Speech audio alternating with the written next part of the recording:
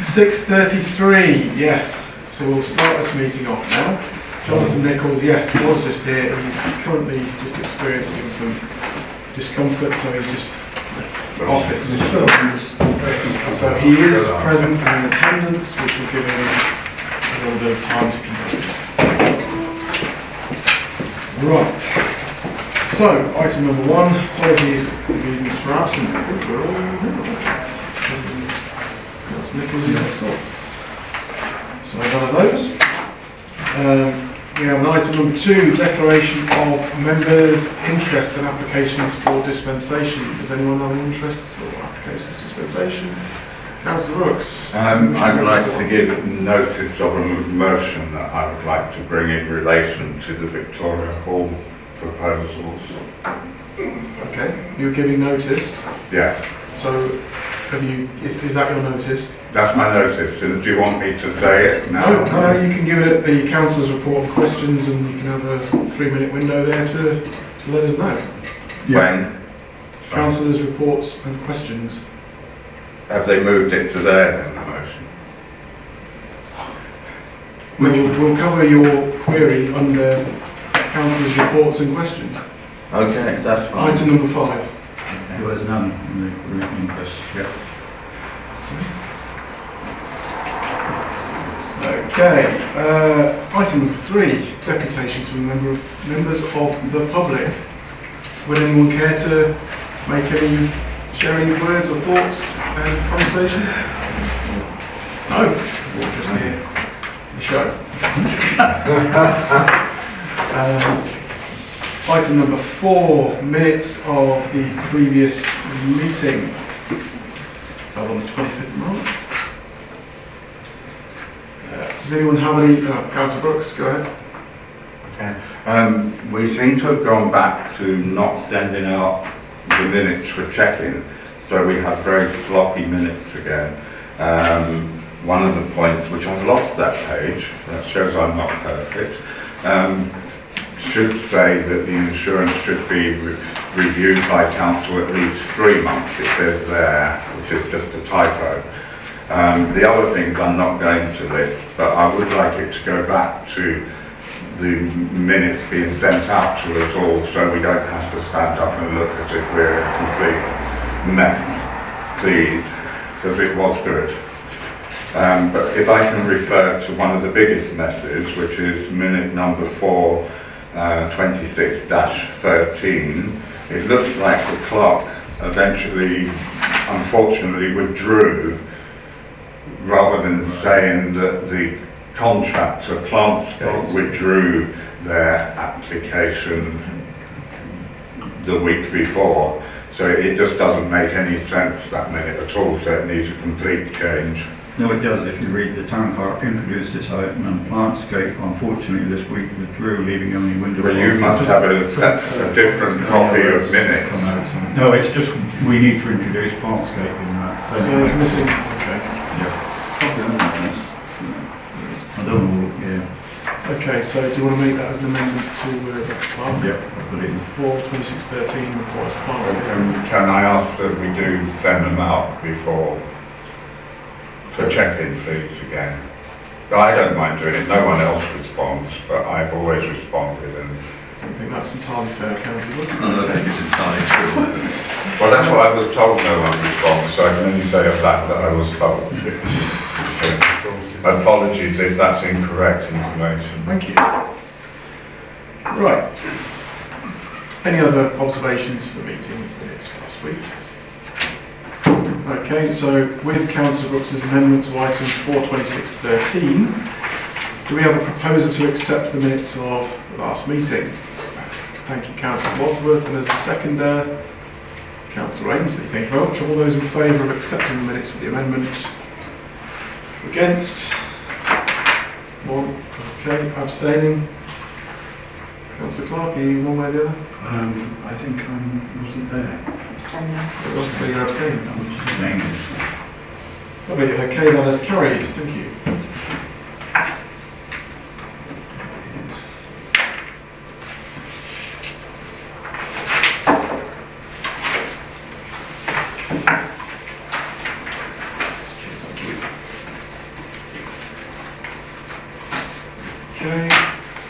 on to item number 5, councillors' reports and questions. Councillor Wadsworth. Just a quick report. Splendid. Okay, on the 30th of March we held a traders meeting, discussed the parking charges with Councillor Christine Wise from RCC. She's going to get back to us on the items raised. So until she comes back, what's happening with that. Councillor Nichols spoke about the town culture bid, that it had just gone in the day before, or the day off. And also Christmas was discussed, and it was decided that it would be over 2-day event, the 21st and 22nd of November. More information will follow. That's it. Thank you very much, Councillor Wadsworth. Oh, Councillor Clark, please. We've had a couple of staffing committee meetings since the last meeting, and I attended a meeting of the Tree Champions in Braunston Village Hall in March as well. Councillor Ainsley. Yeah, can I just add a little addendum to Councillor Wadsworth? RCC have now said that their scrutiny committee will be examining the parking charges on the 26th of April, if I'm correct. 16th, thank you. Brilliant. Positive indeed, thank you. It is, so that's a positive result, which is good. Well, Councillor Brooks, you wanted to say a few words. Well, I also have some submitted questions. So now, under Councillor's report of questions, would be the best time to do them. Do you want me to read them, or is... It's up to you, I can read them or you can read them. I will point out at the beginning that since writing question number 3 this afternoon, the office very kindly provided me with the quotations, which we should have all had some considerable days ago. But I feel it's still a relevant question because this is a repeated thing over the last year with our tendering. So would you like me to read each question? I don't know if you had a response prepared. No, no. No, okay, well I will just read them because I think they're important. My first is expenditure and tender approval for Victoria Hall. Under Financial Regulation 4.1, Oakham Town Council is required to resolve to authorise expenditures for items over £5,000 before the tender is issued. Furthermore, the council must approve tender packs prior to publication. And the question is, on what date did the council approve the expenditure and the specific tender pack for the proposed works for Victoria Hall, and what is the minute number for those resolutions? I'm not going to get an answer today on No, that. obviously not. No. This only came in at 7:20. Yeah, I amended them because there's been a lot of changes since I put my first question. Question number 2, allocation of community infrastructure levy CIL funds. There is a proposal to spend the council's entire CIL balance, including funds anticipated for receipt at the end of this month on Victoria Hall. So basically all our CIL money that we're expecting up until the end of April, says in the report here today, will fund, not it might, will fund. So the question is, when did the council resolve to commit the entirety of its current and future CIL funding to this project, and what is the minute number for this? Because I can't find it. And where is the evidence we are to receive the amount mentioned in Councillor Ainsley's report put before the council this evening? Because I'll answer one bit and you can answer. because I think we're not being given enough to consider things. It's okay for a councillor to say we might get money, but we need the evidence, like a statement from the county council. Anyway, sorry, I've diverged from the question, but... No, right, I'll answer the first bit and then I think Paul will answer the second bit. The CIL funding has been authorised and will be coming in April, so that has already been, the CIL officer at RCC has confirmed that the funds that Paul Ainsley is anticipating will be in our bank account this month. So that has been approved. I've sent that email to Paul, and I believe Councillor Ainsley has sent it to you, so there is written confirmation we will get the CIL money that we anticipated. all along for this month. He hasn't yet, so. No, but it's she. No, he hasn't said but it. RCC in writing have said. Oh, I haven't seen it yet. Yeah, okay. Okay. And Paul will ask, Councillor Ainsley will ask. Yeah, regarding the SIL funds, clearly, and 10th of September, the budget allocation of £20,000 was set aside from the community infrastructure levy. I've read that. We haven't yet allocated any further SIL funds because that's the purpose of this meeting, surely. No, but your report, councillor, with all due respect, says that this project will be entirely funded from our SIL money. Well, if the project goes ahead, Councillor Brooks, it may or may not go ahead, that's the purpose of this meeting, so I think you're misinterpreting. No, how can you misinterpret it when someone says? It would have been better to say that we might be funding it. That's what I was trying to get across. Well, it does actually ask, that's why there's a vote that says actually, are you supporting Well, this no, or the not? votes are not clear what we're voting for. Okay. Okay? Do you have another question, Councillor? Yes, question number 4, which you'll be pleased to know is the last. Financial regulations and tender integrity. Our financial regulations mandate that tenders be submitted in special marked envelopes, or in discussions with the clerk these days, it's a dedicated email address, remaining sealed until the designated opening date agreed upon by the council, which we didn't agree. These should be opened only by the clerk and or RFO, who is the clerk, in the presence of our chairman. That's always been the case. I'll get to the question, but I asked the chairman about the previous tender not too many months ago, and the question in here, did you open them? And the answer was no. So it surprises me that it wasn't opened in the correct way this time. The process appears to have been bypassed, making a reoccurring issue over the past year. Why was the prescribed regulatory process for this submission and opening of tenders not followed in this instance? I wasn't present at the original tenders. So. Look, obviously, anybody who uses emails, unless they're very, very clever, cannot see whether an email's been opened or not. The emails were sent to one account, and they were opened in my presence. So that's as far as I will go. There have not been any decisions made on them, and all has been above board, and the deputy chairman knows exactly when they were opened and what purpose they were for. So arguably I can delegate authority, and me and Melanie have worked together on this, and obviously when the chairman has been very busy recently, we also have a deputy chairman who steps in when the chairman's not around. And I respond to that because the clerk has just, sorry, it's very hot in here. The clerk has just said that he opened them. No, I didn't say that. I said in my presence they were.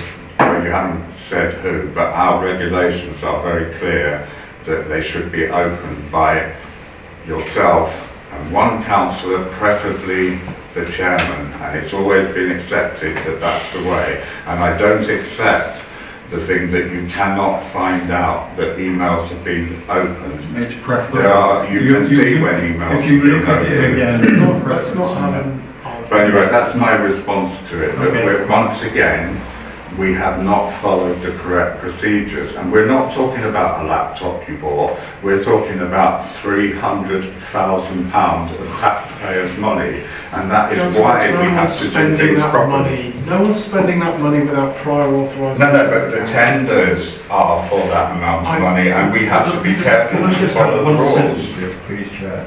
Let's be clear about this, Councillor Brooks. You are, in a way, making very serious accusations if you're not careful here. Yeah, I have Hold made on the a second, just allegations. We have listen, not please. followed procedure. Listen, please. No money has been appropriated. No activity of fraudulence has taken place. These emails were opened, printed, put in a folder. That is the right process. We have followed it to the letter. There has been no...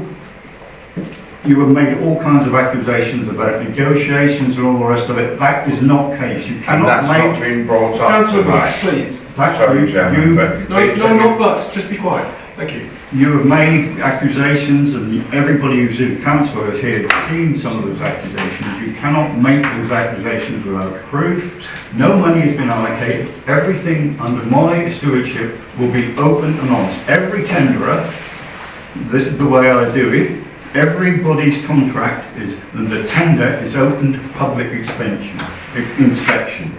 So everything, if one of the contractors has got a problem and says, you haven't opened ours, they can come and see it. We have an open and transparent policy. The days are gone, Councillor Brooks, where they were opened in secret and no one knew what had gone. That was when fraudulent activity used to take place. I'm not accusing anyone of fraudulent activity. Listen, we are doing this, and we did it with the window flowers, we do it with all our contracts. It's all in the public domain. All the quotes are in the public domain. So if another contractor's got a problem with the process, they can come and see it. That's the best way to do it. I don't like hidden doors, I don't like trap doors, or doing them in private sessions. We've got all the quotes for you. Councillor Ainsley has got all the quotes in print. There's no hidden agendas. Sorry, Jonathan. You're welcome. There is no hidden agendas. You can see everything. You can phone a contractor, do whatever you like, not Councillor Brooks, but everything is open and transparent. So I'm not saying that Councillor anything's Brooks, been... no, Can I just respond? that's enough. No, because I think it's No, unfair. Councillor He's Brooks. answering in a way that's not Councillor correct. Brooks, I'm sorry, you've had your say, you've had an answer, you've It's also too hot in responded. here. But no, he's wrong with So, what he said. moving Why did on. I only get the documents this Councillor afternoon Brooks, when I had to phone Councillor Melanie Martin, do you again? mind? No, but that's the fact, Jeremy. He No, talks no. about openness and transparency. We're not getting it. You are entirely getting it. You have No, access when to- I have to phone at 2 o'clock in the afternoon to get the documents that I should have had a week ago, that is not being open and transparent. Could you ask Councillor Ainsley, because that's not factual. I understand, Councillor Brooks, that at the meeting on the 11th of February, I think that's correct, Melody's unfortunately stepped out of the room, Yeah. that actually the documents you requested, the tenders, were actually made available in a printed copy to all councillors that attended the meeting, and in addition, all the tenders were sent to the working group via Teams, and I also understand that every councillor received a copy of the tenders and the briefing document and the intended payment. Well, I didn't. Well, I have no idea how you managed to That's miss why it. It does seem I asked you unfortunate. for it, and I only got them today. Sorry, Chairman, I will So, reply thank now, you, but I Councillor just wanted to make that point. So, I think we're doing this sort of thing to death. And can I move on to making my motion? Is that where you want me to do the motion? Go ahead, yeah. Well, I would like to make a motion that we include in Councillor Ainsley's, I don't know what number we will call it, but his proposals giving this council the option to actually stop spending money and working on this project. Not indefinitely, but until we have the legal status and control of the hall. Get to that. So that's my motion. It's not to say we're walking away from the hall completely, but next week the Charity Commission could go in because the chairman has said they've notified a serious incident, which is the closure of the hall, and they could appoint their own trustees, which does happen, and then we're wasting our time on it. So I would like to see that we get the ownership before we agree. So however the proposal and where it's fitted, I want councillors to have that opportunity, because we don't have that in that paper tonight. So my understanding, Councillor Brooks, is that's exactly what's going to happen. And Councillor Ainsley, go ahead. Yeah, I'm simply going to say, Councillor Brooks, that actually that is clearly what is going to happen. That the very first thing that needs to happen, and it be made abundantly clear if you are mildly confused, I will try my very best to clear up that confusion. The fact is that the very first thing we have, well, there's two things we have to do up front before we go to any works, is that we have to assume ownership, etc., etc. So, and we have to register with the Land Registry, and all of that is documented. And when we get to the motion, I will explain that to you, and if you have questions around that, you can ask then. I think it's pointless to actually do that now. I think it needs to happen. I think we need a clear option. Councillor Brooks. Let me finish, and then you can have your say. I think it's pointless to raise that now, because what that does is circumvent the discussion that's going to be had reference to the Victoria Hall project. It's a hugely complex project for us. It is legitimately, there are concerns around ownership, etc., etc. And I would raise them, and if you still have concerns, please raise them then. I cannot see the point of heading it off at the pass before we've got a bloody discussion. Thank you very much. Sorry, I swore. Apologies. I think I think the council should have the Councillor- option, like when I put Councillor the Brooks, option but before and there's- it was turned down. that's. Councillor Brooke, can I just, just No, one no, word? I'm moving on. I'm It's an moving on. amendment in the agenda item that you call for, which is fine, but not now. When the agenda item is here, you're quite legitimate to put a proposal for an amendment to the proposal. But you've allowed Councillor Ainsley to basically tell everyone Councillor that Brooks, it shouldn't happen. guys, this is enough. Just stop. It's a fact, he allowed him to speak up. I'm going to move along with my chairman's report. Item number 6. It's an absolute delight to have gone to the ceremony of the handing over of Shrevel duties from Richard Chesterfield, who has done an absolutely admirable job over the last 365 days, and he has handed to Mrs. Susanna Fish, who I am assured is going to do an absolutely fantastic job as well in the role of Vice Sheriff.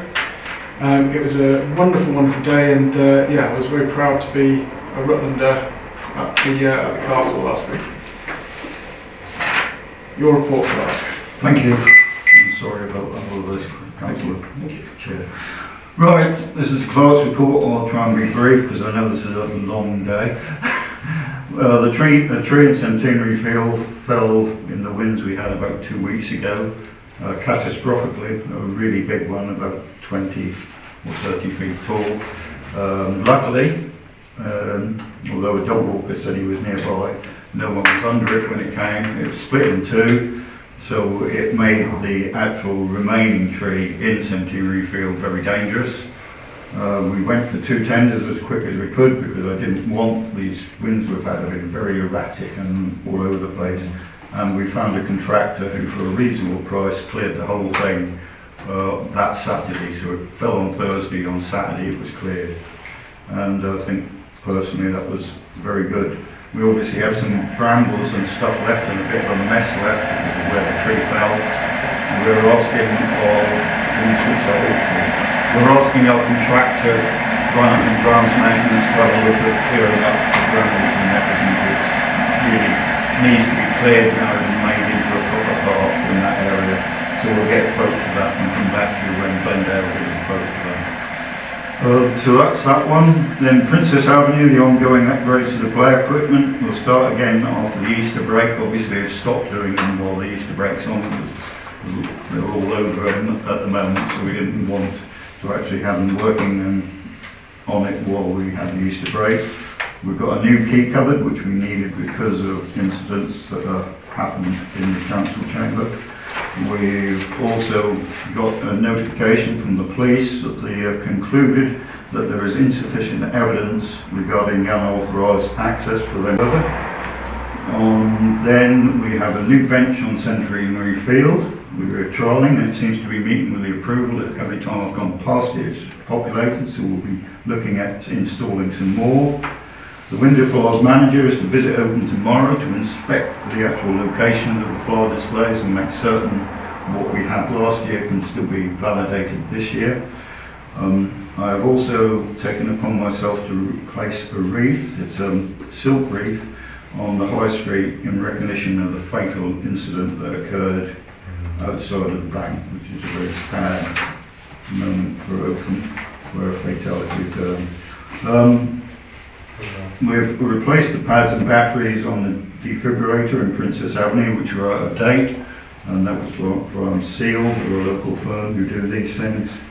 And could I just remind councillors that the declaration of interest, and this comes from my other job in Melton, I just need to update councillors, it's your responsibility, not mine. So please, certain your declaration of interest is up to date, and this is a good time to actually talk about it because obviously end of the financial year and everything. So please have a look at your declaration of interest, check it's okay, and if there are updates, please, if you need help, approach us and we'll sort it out for you, because RCC need to have an up-to-date declaration of interest. Other than that, that'll do for now, I think. Yes, thank you. Did you have an operational report? There was an operational report in print, which is quite long. I intended not to go through it, but I think most people can read that. So there's an activity report from the handling too. I'm not sure the protocols or whether this can be discussed here, but maybe have an update on the absences at the moment within your Staff absences. Staff absence. That might well be covered under item number 9. Yes. If the chair of staffing feels so inclined. Yes, that's not really for me to talk. I've seen conflicting things on emails, that's all. Yeah, okay. Well, that's Which Sharon's confuses often you, person. talk about. And I'll leave that to Chris Clark. Councillor Brooks has a query. Yeah, can I just raise a point? You said that the security incident was stopped by the police due to the lack of evidence. That's not real, because I've actually seen and have a copy of the letter sent to the person involved, and they made it very clear, and I've been very careful not to mention the person or the charity that was supposed to be here, but the police made it very clear to the person that they were here for a meeting which they had booked for their charity to use. To say that there's insufficient evidence is incorrect, and actually quite a serious thing to say. No, that's what the police said, not me. I've seen the letter from the police officer. To Adam Lowe. You're not supposed to say his name. No, but you're making a... No, I was sent the complaint, and the complaint's not been dealt with, but I was also sent the letter from the monitoring officer and the letter from the police. How did you get that letter? The person who made the complaint sent them to me, because they're not happy with the way that it's being handled at the council. That's all I was saying. But it's quite a serious thing to say, because there was no offence committed in the eyes of the police, and they've written that very clearly in black and white. But you're saying that, you saying publicly that it's lack of evidence suggests that something was done wrong, when actually that person booked, and it's not Melanie's fault, it goes historically to the fact that there was no proper booking system, and now we do have a proper booking system. It won't happen ever again. Right. So I'll make the suggestion then that, given that there has been a turn of phrase used, we will look through the records that have been received from the police on this matter. We will clarify the point to the letter and publish that so that we all understand actually. Yeah, well, I hope he hasn't altered the letter that I was sent. That's all, isn't it? That's a hell of an accusation. No, I'm just saying, because you're suggesting that there's something different. I'm suggesting that we get the facts straight, Martin. Yeah, but I'm just going by the facts that I was sent, and it contradicts what the clerk said. Right, so I can show you. So what I'm suggesting is that we actually look at what has been received and Yeah. what might be the reason for that. Well, I hope we're dealing with the complaint, and we might be sending an apology at some stage, It will be sent to a apology. It will be processed. and then we can move on. Right, As I said to item him, number, thank I'm you, not thank a you. friend, and I would have liked to have Item number 9, we're going to have the the committee and working group reports. Does anyone have a report and would you like to share it? Thank you very much, Thank you. Chairman. Yeah, we've had 3 staffing committee meetings which have been held over the last since the last council meeting, and in Johnny's absence, Johnny, I understand, is indisposed. So in his absence, you all know that we have submitted our application to become the UK Town of Culture 2026, I imagine it is. 28. 28, I beg your pardon. Right, just a number of us have been in a working group to prepare the application, so I'm grateful to councillors, forget people's surnames, Harris, Ainsley, Nichols and myself formed a small working group, and we did a number of ways to gather information. We had the a gazebo in the town market on one Saturday and the farmers market 2 weeks later, so we've got a lot of information. I have to say the group put an enormous amount of time and effort into reaching the deadline, because the application had to be put in by the 31st of March, so it was actually submitted on the 30th, so just to make sure that it was in good time. And we're now waiting to hear the results of our efforts. What I would say, though, is that the conversation that we had was really helpful in looking at how, even if we're unsuccessful in our bids to become the UK Town of Culture, there was a huge amount of interesting and helpful information that we put in there which could form part of plans that we have. And I think it was good working with the group, with getting conversation information through questionnaires and conversations, a whole load of information that could be done, could be used to raise the quality of life, if you like, for Oakham, and particularly in the town centre. So even if we're unsuccessful, my hope is that we will use the information that we've gathered for that submission to form our plans going forward in terms of how do we improve the quality of town centre. And to pick up Councillor Wadsworth's point, we obviously involve the business groups in that, and they're keen to see changes made. So hopefully we'll see some real change in the town as a result of the bid that we've done, even if we're unsuccessful. Thank you, yes. Did you want to say anything on staffing? Staffing? Well, we've had 3 staffing meetings. I'm not sure what I can say about them other than to say we've been dealing with matters to involve with staff, and we had a meeting this evening. We have one next week, so it's a regular conversation we have about looking at how we look after the staff and in the council. Councillor Brooks. Can I start by just saying thank you to the working group that did the bid? There was a committee. Committee and working group, because I was one of the people who looked at the deadline and thought, gosh, this could never be done. And you work very hard, and it's, as Councillor has said, it's useful. Yes, sorry, I'm getting old. I was 60 on Friday. But the other thing, our question wasn't answered, because verbally I've been told that a member of staff has left. Can you confirm that? I've had no emails, but verbally I've been told that a member of staff has left. Councillor Brooks, and we're not going to discuss that in the public. That is a... But are they still employed? You can say yes or no. Yeah, still employed. Okay, thank you. Item number 10, correspondence received. No, there's nothing really important at the moment. Thank you. Say again, Councillor Brooks. Can I go out again? Sorry? Nothing, I would get into trouble Care to if I share? said it. I'm sure, I just spoke out loud, thought out loud. I'm sure that the microphones picked that up for you. Don't worry. Right, item number 11, bank statements and budget. Does anyone have any observations? Councillor Brooks. Yes. I had, we were pre-warned that there was going to be a lot of payments to Millennium, thanks to Melanie.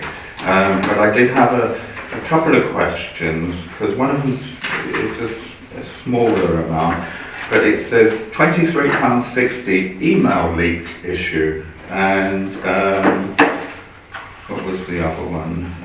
Down at the bottom, it says memory stick, unauthorised ENT. So, and that was £2.40 by the... Oh no, that's the VAT I'm reading, sorry, because it's such tiny print on here. But can I have an explanation on email leak issues? I think the memory stick must be that you purchased, now thinking about it again, unauthorised entry could be relating to the security, and you've downloaded for the police because they can't be bothered to bring their own anymore. Are you asking a question or saying... No, but I'm just answering it myself, that one. Answering his own question. Yeah, but I would like to know what because that's actually bigger, it's £141.60 for email leak issue. That's an unusual expenditure when you consider we've already been spending about £600 or £700 this month. So the email leak issue was an event that happened last year, I believe June or July, that was investigated, and the bill's only just been received for it. I can't tell you what the email leak was about, I can just tell you That was that. If you cast your mind back, Councillor Brooks, there was a confidential email that was leaked into the public domain, and that was investigated.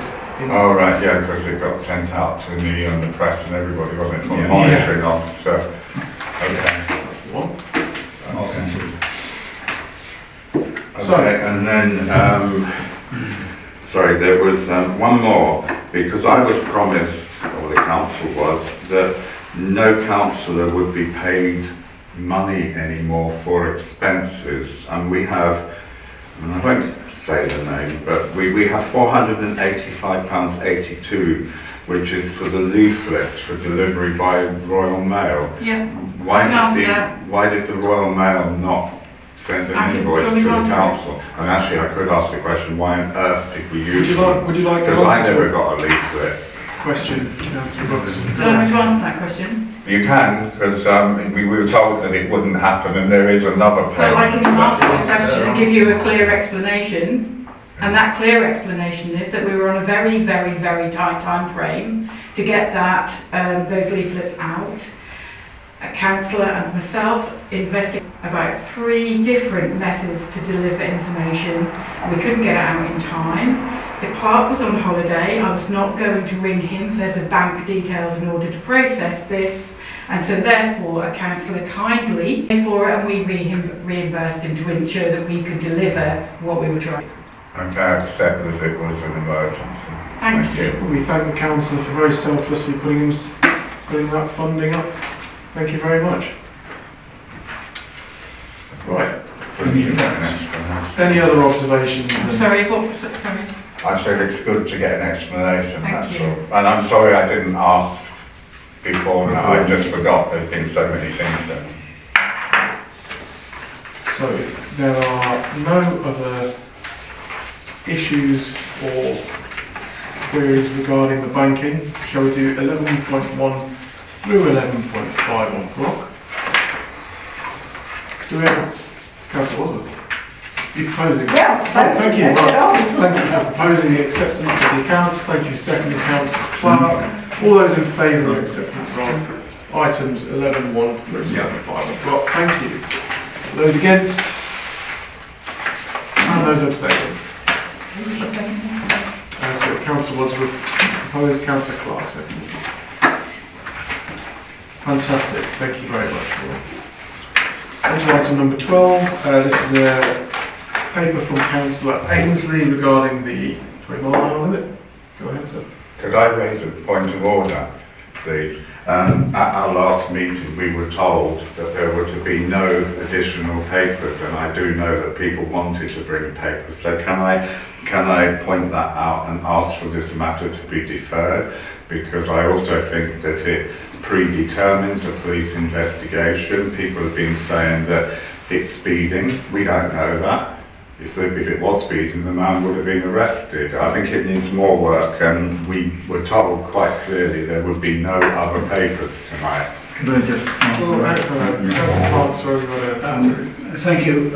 All I will say is this was discussed at the previous council meetings. This matter obviously was already in the public domain because we'd had previous discussions about the 20-mile-an-hour introduction, 20-mile speed limit within the town centre. So, taking Councillor Brooks' point about it is an additional item, but it has been discussed before.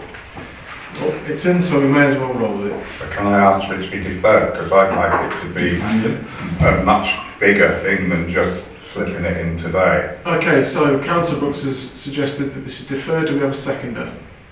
Councillor Wadsworth, all those in favour? 2 against?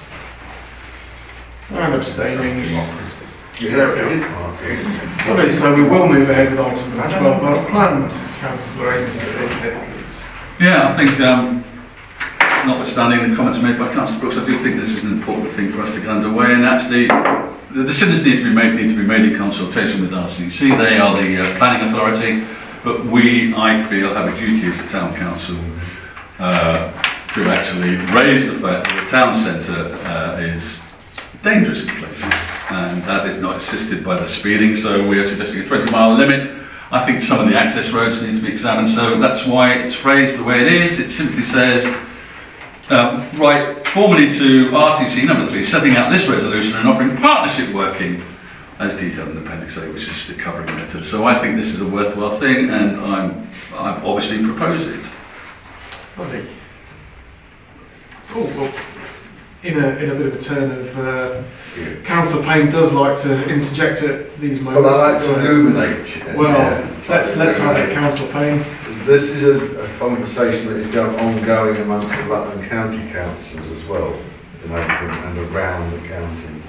So I think you will get a warm reception to your ideas, Councillor Anderson. It's very kind of you to say so, thank you. Councillor Brooks. I'm not against the proposal, but I object to being suggested that I was being. But I did feel that we could have done something a bit more. Maybe this is just an introduction to something, moving forward. But I will support this initial thing, but I would like to see, rather than just saying we want a 20-mile-an-hour speed limit, I think there needs to be traffic calming measures and things, because it's not just the high street. There have been serious incidents where luckily no one's been seriously injured, but could have been. I've seen them on the Stanford Road roundabout near Catmus Street, where little cars have spun out of control, knocked down. Let's keep it on topic. But and it's not a new issue, because we have a councillor here who's on the community speed watch. Yep. So it come across to people from comments online that we were jumping on the bandwagon, and that's why I was a bit apprehensive about it being just put in at the last minute today. So that was all I was doing. It is the fact that it needs to be made clear it's not a new thing. We have mentioned it before, and I support the proposal. Brilliant. Councillor Clark.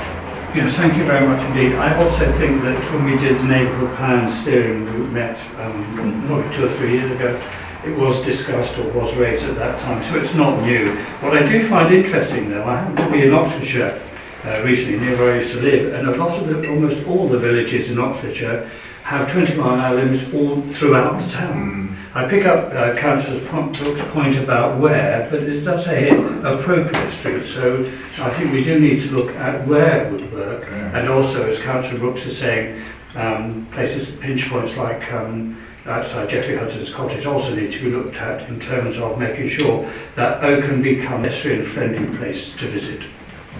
Well, for me, item number 2 nicely embodies the last 10 minutes of conversation that requests Rutland County Council to take necessary assessment, consultation, traffic regulation order process to implement it, packaged up in that. So I think we'll move, if there's no other commentary, or let's move to the proposals if you care to. So I propose on mass 1, 2 and 3. Can I just ask that we name the streets? No. But it just says Too appropriate. early, Martin. But what are appropriate streets? Well, it said that Well, that's the whole point of consultation.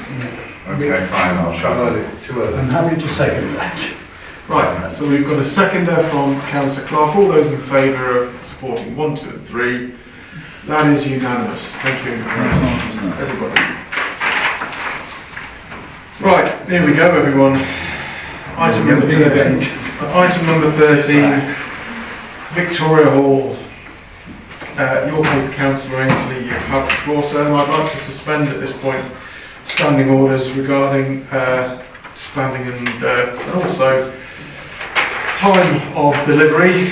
I think we're about to receive a presentation. So if I will propose that, can I have a seconder to suspend time on the standing orders?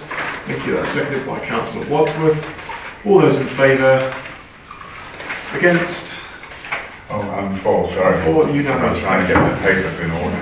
Yes, please. Yes, please. Thank you. Councillor Ainsley, to everyone. Yeah, I'm just waiting for I'm going to do a slideshow, mainly because it's a complex subject, so. Who's got the ice creams? I thought this was on, is it going to sleep or something? I think it went to sleep halfway through. Yeah, I heard it. Wonder why. Can you take half an hour, just warm up now? Yeah, flashing lights. Come on. It's not an LED one, it's not. We'll check it. Here you go, give it a remote. I don't know what's going on. I think it's coming on. Oh, yeah, okay, it's waiting for me, is it? No, it was just warming up. Okay. Getting a bit emotional. Can you see okay? Can you see the screen okay? Okay, can everybody see it right? I'm sorry about this. So, I was going to say a little something before we started this, but this is primarily about the facts, the figures, the legal situation. It's got very little to do with the emotion element, which actually says that actually Victoria Hall is, well, in my humble opinion, if the Victoria Hall were to remain closed, it would be a dire loss to the community. Certainly, UK Top, we actually did discuss Victoria Hall as an asset. Sorry, Town of Culture bid, we did discuss. Apologies. So, I think all of this goes hand in glove. So, I do want to stress that this is just purely a representation of suggested steps that we move forward to actually progress the potential or the possible taking over of the hall. So now, of course, the lights are out and I can't see my little buttons everywhere. So the very first thing we need to do, can everybody see that? I know it's a little small, I apologise. Which is something that Councillor Brooks brought up earlier on, that we need to secure the ownership and charitable status, and this is the work that's been done by Anthony Collins Solicitors. And the total cost for that piece of work, which is phase 2, is £9,850, which actually is an increase on the original quotation by about 2.5k, if my memory serves me correctly. So what are we going to be doing? What work are we asking them to be doing? Well, first of all, we need to establish the legal and governance framework required for long-term stewardship of the hall. So clearly, as Councillor Brooks brought up, we need to register the builder's ownership with the Land Registry, that's registered in our name, and the Charity Commission, and revise the charitable objects so they align with the hall's return purpose. My briefing notes did actually outline the proposed charitable objects, and also the fact that the Anthony Collins Solicitors, the working group did actually attend a meeting with them, and they were very keen to say that this could take forever, i.e. years, to actually get this transferred and the ownership across, but they reckon they could get it done in 1 to 2 months on the accelerated pathway. They have, we had choices of how this was financed, and I have picked out, you've all seen the documents, it's in the quotes. I picked out the one that actually does secure, there's no element of doubt this is a fixed cost, and so therefore we would need to proceed. So we register the land. We need to draft a lease that protects the council's investment and clarifies our responsibilities as both tenant and corporate trustees. Now, Councillor Brooks is in amongst his wash of emails, so many on this subject, has clearly stated that he's very concerned that this puts the council in a difficult position because we're twin-hatted. What that means is we will be both the tenant and will also be the corporate trustee. So that has to be managed carefully, and we have to actually manage that within the legal constraints by Anthony Collins, who are specialists in this field. It's not something I know much. I just know the potential dangers. I don't know how that would be managed, but I have every faith, and we've been reassured that that is easily manageable. And we're not the only council who has this twin-hatted responsibility. The third thing, of course, is that we need to set out how refurbishment and future capital works will be funded. It'd be unwise to assume as we move into the hall that there's going to be no ongoing maintenance costs. So, because of our twin-hatted responsibilities, we need to outline exactly how that's going to be occurred. And the current thinking is, and we're going back to they will advise us, and we'll come back to council and say that this is what we've advised and this is what we're going to do. Hopefully that'll be quite a simple thing to do. So we're thinking of a pot of money, and that essentially any rental income or income from the hall will be put into the investment pot that says this is for the refurbishment of the hall. So we don't get into the difficult situation that we currently find ourselves in.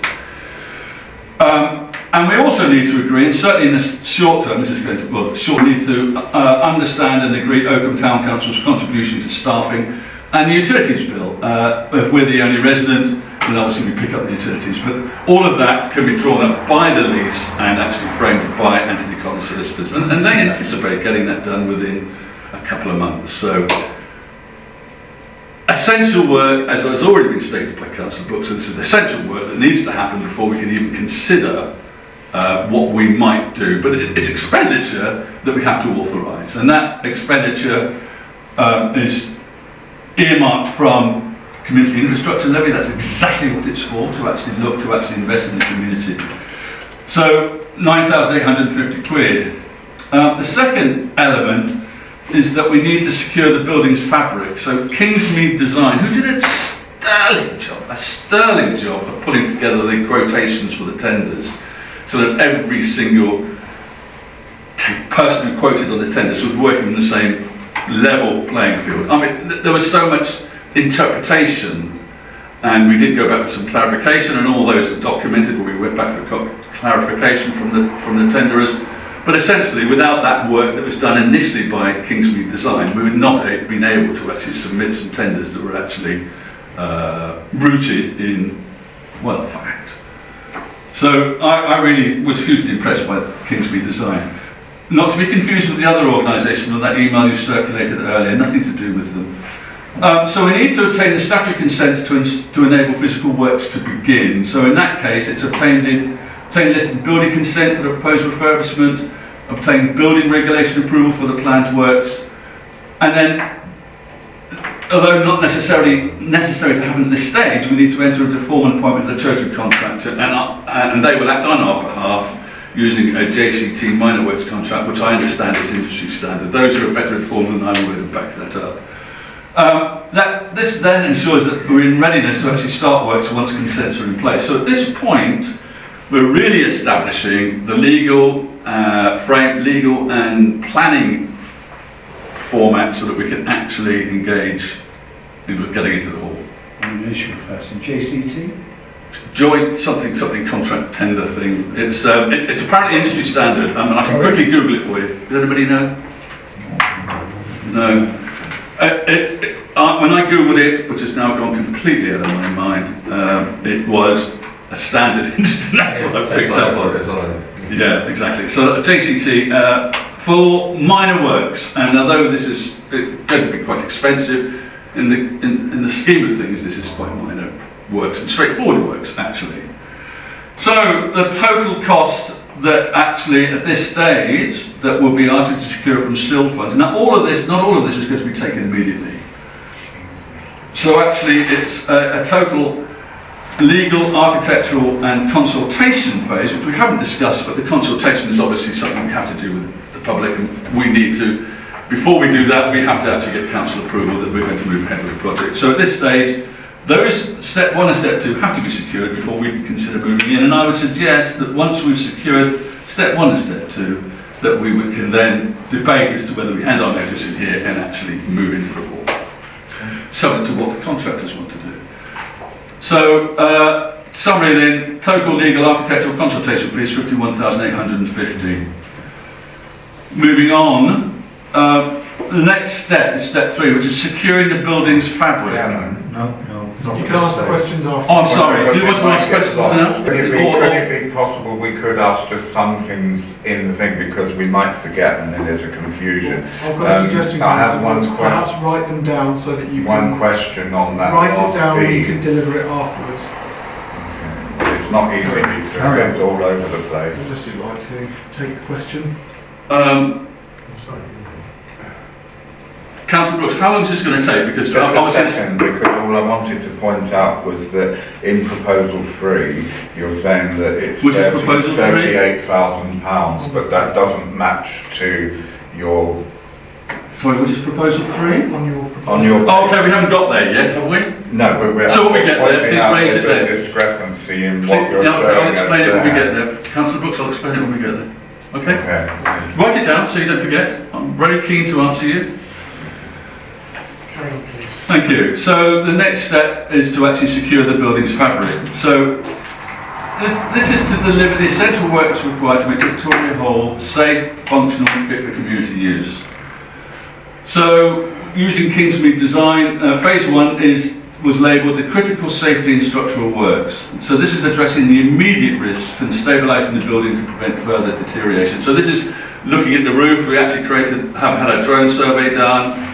I can't think of, oh yes, the fire escape was another thing. We'll have a look at the list in a minute, but it's the essential safety and structural works. Phase 2 was the essential functionality and accessibility. So this was things like the compliant fire safety system, a full electrical rear wire, and improving accessibility so the hall can operate safely and inclusively. So those are the two, phase 1 and 2, and this is to secure the building's fabric. So once this was complete, we would hopefully have an up-to-date and modernised building that's actually, hopefully will be staying there for quite a few more years.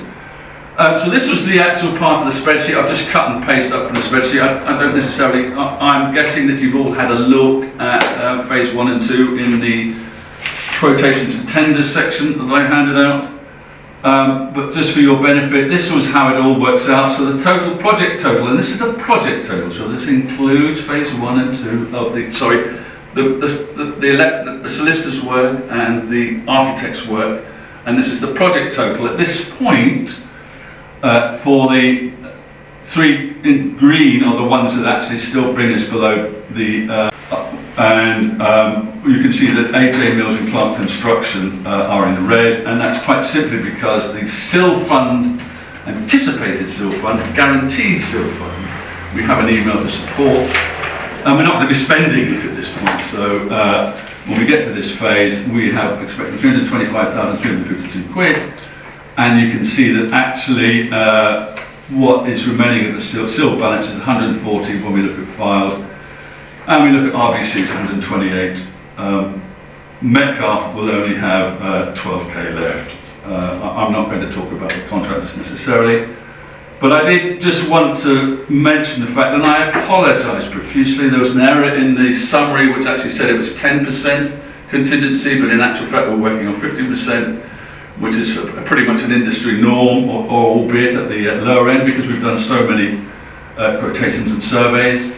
So if we look at contingency, we'll actually have built up, well, 21,103 for filed, Metcalfe 35,000 and so on. So there's still quite a substantial budget remaining within the SIL balance, and additionally we have the contingency as yet untouched. Who knows? I'm not a soothsayer. So I'm going to move on now, and this is phase 1 through. This is the critical safety and structural work. So moving on, the next bit is the, so I've labelled it here, cost-effective works to make the most of rental opportunities. And this is the thing, phase 3 is quite a long list of community enhancements that need to be done. So we had a quick look and discussed things, and these steps here detail the initial cosmetic and the minimum cosmetic and community enhancements that need to be made to make the most of the rental opportunities, and they are P3.2, which is the creation of the chamber facilities. Clearly, if we're going to move in, we've got to make those facilities. You need to remember that we've already voted some monies towards that, because it isn't all for community asset, it's actually for our own benefit. So there's been a sort of quid pro quo, and it's actually listed on the spreadsheet when you have a look. The ground floor WC reconfiguration, anybody who's been to the hall on a do will very quickly recognise that the ground floor WCs are in urgent need of refurbishment, and actually there's this talk about knocking things through, and this is actually making I'm not quite sure how it works, to be honest with you, but the ground floor WC reconfiguration is going to be completely replumbed, completely new porcelain fitted, new loos, and actually made suitable for public functions, so that we don't have what we did have, the gentleman's loo. Well, it's appalling currently. So that was felt to be essential, and the accessible first floor WC, exactly the same reasons as why we talk about the ground floor WC configuration. So if we look at those figures, there's the spreadsheet, and you can have a look at those. You can see that the project totals have gone up considerably. So in this case, because, so quickly I'll just pull up the SIL figures. You can see that the SIL balance actually is 65k for filed, and RBC have dropped to 6,000. So we're getting very close to the limit of the SIL funds on phase 3A. But I would just point out that if we get the essential works done, we can move in, and we can then look at how we can then apply for grants, etc., to bring up the standard of the to maximise our rental opportunities. Contingency, well, not a huge difference, but because the price has gone up and it's 15%, you've got 29k for RBC, so that gives us a reasonable buffer. Filed is 26, but I would point out that Metcalfe, for example, you can see that even with the SIL, the contingency of 15%, that 49k is not going to cover the excess where they bunched over the SIL money. So that is option 3A, which is primarily aimed at supporting a vibrant and well-used town centre venue, and with us in residence, I think that could work. 3B, which is, again, this time what we've gone for is additional work, and that includes the main hall space upstairs. It always includes the loo, work on the lobby and the north access lobby and the doors iron rambry. Actually, this was putting in additional safety measures on the existing ground floor doors. So that obviously is a significant amount of extra work. So if we quickly look at that, you can see that actually the only people that remain below the projected SIL money, in this case, are filed, and that RBC busted and Metcalfe are well and truly busted. And if we look at AJ Mills, I haven't talked much about them, you can see their quotation was quite significant. Contingency again, 15%. It might just tickle in RBC, should we go for 3B, but we certainly would not, we would still have to contribute from reserves or get money coming in elsewhere. That was a very quick gallop through. I'm happy now to hold it there, we can have the lights back on, and then we can, I'm willing to take questions. Or not. I'll kick us off if I may. I mean, maybe so improvements. Council errors, thank you. Do my motion first. Just questions on this, we're still outstanding orders, aren't we? So we're just, this is an informal discussion. Okay. Okay, so my first question, Councillor, is looking at those quotations from the various contractors. Was there anything that would prohibit us from splitting the contract into sub-projects and having the most competitive or the most prudent choice that we deem? I think, so, I'm going to answer your question, but I just want to bring another fact in, if I may, that one of the things we did do was we went out and sought references. And that went swimmingly initially, but it has to be said that if we were to consider filed, it needs to be noted by the meeting that we had one very negative phone call against filed. Are we still public? Yes, I think we are. I won't go into the detail, but there was, but we have subsequently had 2 positive endorsements. So we need to be a little cautious because they were very low, so yes, there's nothing that stops. I'd have to consult with Kingsmead. I'll give you a for instance. So rather than putting all of our eggs in one basket, perhaps just to use a few arbitrary figures here, roof repairs, the quotes differ hugely. So perhaps we could appreciate whether we're getting likewise quality from all the contractors, and perhaps go for, so the roof is done by contractor A, the fire escape done by B, and they can I don't know how that would work, but we would have to get in touch with Kingsmead, who would be essentially controlling the project. Fair enough. Okay. Melanie, you want to say something? So one of the points to consider would be included in that would be the scaffolding that would include the roofs, the windows, etc., etc. So that's why that could get quite difficult to split those elements out. So if there are some that have to be done by the same contractor because of whatever reason. And it has to be noted that the prelims, which is their contractors speak for scaffolding and all the other bits and pieces they felt they had to do, was actually, there's quite a large range on that as well. And we did go back, for example, one of the contractors quoted 2.5k on his prelims, and the other ones were quoting 50k. So we went back to them and said, are you sure you're sure? Where are you going, where are you costing scaffolding was the question we asked. And so that was, so there was lots of reassurances, but you're right. I cannot see why not, but we'd have to talk to our experts, I think. And could we also at this time perhaps, again this is a bit left field, but given that we've done a lot of the legwork regards this, and we're now in a position where we've got some good indicative figures and a potential way forward, could we potentially ask other community interest groups in the Oakham area whether they would want to become a co-trustee, if that lightens the load administratively for us, and whether or not they'd like to put some funding towards all of this. Yes. I think if we were to secure the funding for the solicitor's work and for the initial architect's work, excluding the management of the project, to get the building consent and all that rubbish, not rubbish, essential work, then yes. And we should be, as a council, if we were to move forward with that and make that initial investment, then yes, of course. And I think that's actually very prudent to do so. Councillor Harris, you had a query, and then I'll come to you, Councillor. Yeah. Sorry, I'm not the sage on this, I want to consult the experts. There seems to be huge passion for Victoria Hall. And as still a newcomer to Oakham, 3 years, and apologies to Paul and the working group, of which I was a member, but because of holidays, illness and various things, I've not been contributing very much. So I've tried to summarise, and I've read all this in great detail, and please correct me if I'm wrong. For the plan, we can become owners for no net cost to Oakham residents of the building.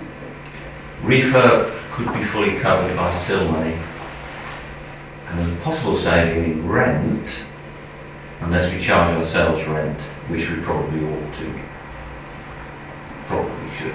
Prefer I think a level playing field. I think that rent would probably be reduced because of the significant financial investment we're making in the refurbishment. But If I were possible. Against. We have, as a council, maybe as individuals we do, but we have no experience in running such a business venture. All former customers of Victoria Hall have presumably found alternative venues, so we would need to find 100% new customers, new users. Against, all SIL money would be gone on one project.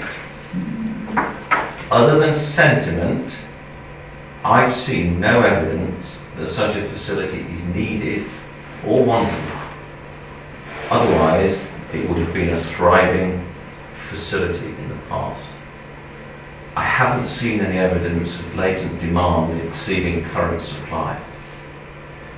No alternatives have been suggested or examined, but I have one. What are we short of in Oakham? Well, I suggest we consider, Paul's looking horrified, taking over Victoria Hall as proposed, and then we either sell it or go into partnership with a trusted local property developer, or work in partnership with such a firm. We could insist in the sale of the partnership that Victoria Hall is converted into 1-bedroom apartments or 2-bedroom apartments, which could only be sold to first-time buyers who live and or work in Oakham. That same covenant would stay in place if the properties were resale, as these initial tenants moved on to somewhere bigger. Keeping people in their 20s and 30s in the town is important, and today, other than costly rentals, no young people can afford to live in Oakham, let alone Oakham Town Centre. Having stood 3 or 4 days in the freezing cold with the Town of Culture, there's clearly a gap. And I wondered, could we consider such an outrageous idea that might actually help to create a beating heart in the centre of Oakham? You never know. If there were 6 or 8 people living in Victoria Hall, they would eat in the restaurants and go to the pubs and use the shops. I think there's a big void, and I think we should consider something along these lines as an alternative, rather than assume we can find people to fill these function rooms. I couldn't vote for doing so unless I had some evidence which said It's a viable proposition, because we could find ourselves in 5 or 10 years' time with very few customers, lots of cost, and back in the same position. Sorry, no, I'm listening, sir. I finished. I'm just asking the chair whether he would mind if we invited the current chair of trustees to actually speak on that very point, because I know you've examined it before, and then I'd invite Melanie to talk about the potential rental opportunities, if that's okay. It's up to the chair. If you would like to. So, by way of background, I'm a chartered surveyor. I've been working in the commercial property industry for 31 years, and I've been engaged in a lot of property development and reconfiguration over the years, including shopping centres, retail parks, leisure, hotels, residential. The first thing to say is that the building is Grade 2 listed, so the opportunity to carve it around in the way you suggest, to create 1 and 2 Thoughtfully creative rather than carving. Well, come what may, would be subdivided in a way which I think would be challenging from a listed building consent point of view. And it's quite a deep floor plate with not an awful lot of natural light on 3 sides. So really your only natural light is the big windows at the front. Quite how you make use of that deeper floor space, bearing in mind you've also got escape issues. I don't think, unless it were very, very heavily subsidised, that it would stack up viably. But equally, if the council is sole trustee, sole corporate trustee of the charity, if it sells the hall, the proceeds can't necessarily be used, in the way you are suggesting. So I think there's a further minefield there in terms of charities' commission consent to deviate hugely from the stated objectives of the charity. I think it's a nice idea, and residential conversion is an idea we have thought of ourselves, but I don't think it stacks up for a multitude of reasons. Okay. I'll settle for a nice idea. Yes, lovely idea. Melanie, do you want to talk about the rental opportunities, which is the other issue brought up, isn't it? So, you're quite right in a lot of what you were saying about having to find 100% of new customers. Tom and I worked together for nearly a year, worked very hard on trying to attract new customers in, and we're actually having traction in the space of parties, weddings, etc., functions upstairs. Where we struggled was to put on our own events, fair to say. But we did start to develop a good pipeline of weddings, even as far, I think it's 27, I think we'd started to get some interest and bookings. That space is absolutely still ideal for the Victoria Hall and for us to investigate further. During my tenure there, we implemented a new website, so that started to get traction as well, and that is still there ready to use. Local community groups, so we had U3A and we had the Art Society.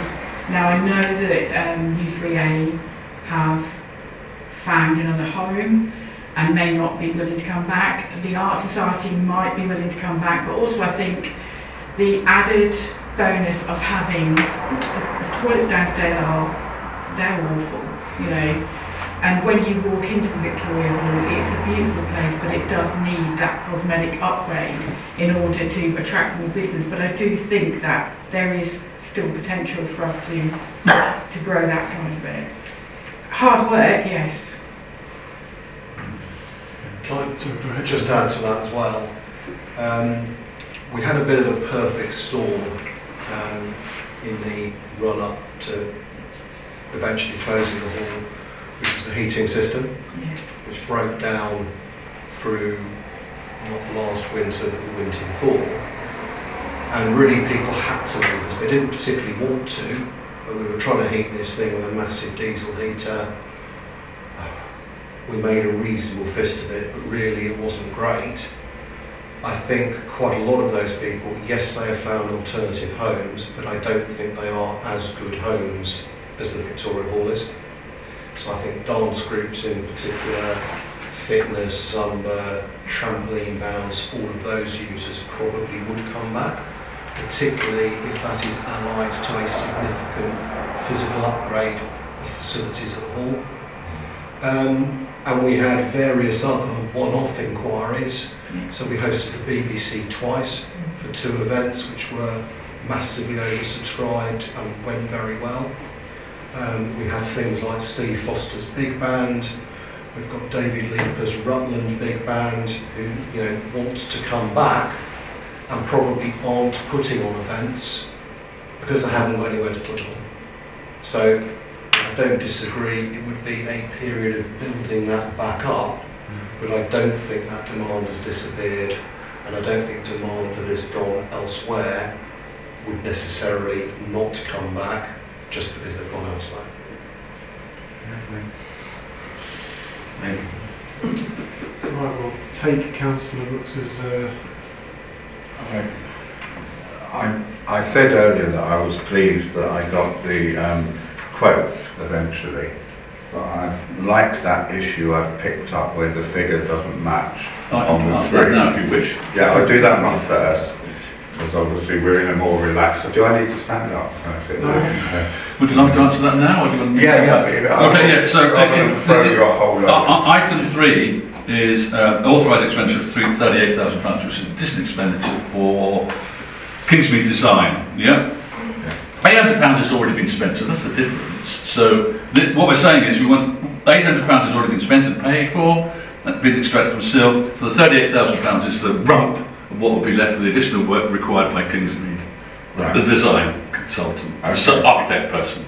Well, obviously I was sent an email as well within the package which had a confusion because the man's name is the same and the figure But was, it's a totally different person. and the figure was 38,000, so I accept that.